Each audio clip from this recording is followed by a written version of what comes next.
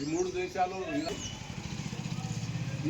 యుద్ధంలో ప్రధానంగా భారతదేశం ఇరాన్కు సపోర్ట్ చేయాల్సింది పోయి ఇజ్రాయెల్ అమెరికాకు ప్రపంచానికి శాసిస్తున్నటువంటి అమెరికాకు మద్దతు పలికినటువంటి పరిస్థితి మనం చూస్తున్నాం.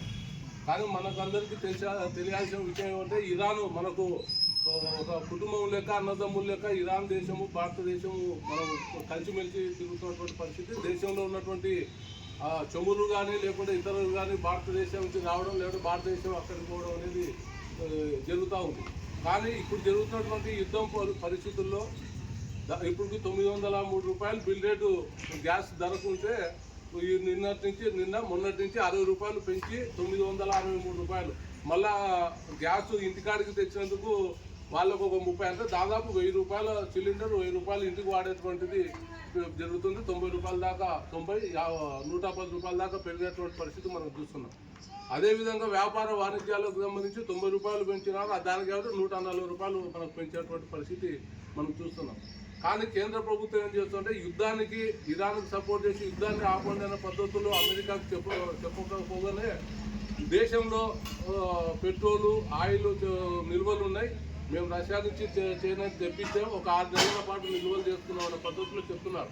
కానీ ఈ గ్యాస్ రేటు పెరిగిన తర్వాత ఆయిల్ చమురు ధరలు పెరిగేటువంటి పరిస్థితి ఉంది. దీని పర్యవసానం పెట్రోల్ డీజిల్ రేట్లు పెరిగి మనం రోజు వాడేటువంటి నిత్యావసర వస్తువుల ధరలు కూడా పెరిగేటువంటి అవకాశం ఉంది. బస్ ఛార్జీలు కానీ ఏవైనా పెరిగేటువంటి అవకాశం ఉంది.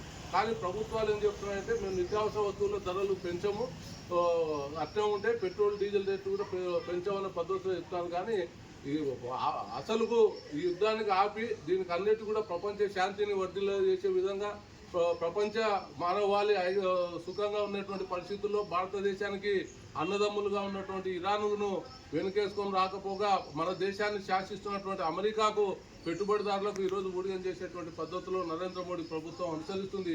కాబట్టి ఈ విధానాల వల్ల సామాన్య పేద మధ్యతరగతి ప్రజలకు చాలా ఇబ్బందులు పడేటువంటి పరిస్థితులు ఉంటున్నాయి.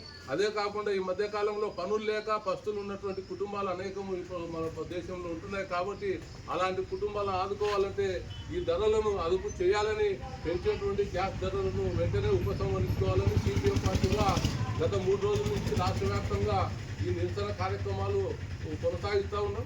అంతేకాకుండా ప్రజలు కూడా అనుకోవచ్చు ఏదో మనం వీడ చేస్తే మనము నరేంద్ర మోడీకి తెలుస్తుందా తగ్గిస్తాడా అనే పద్ధతిలో కొంత అనుకోవచ్చు.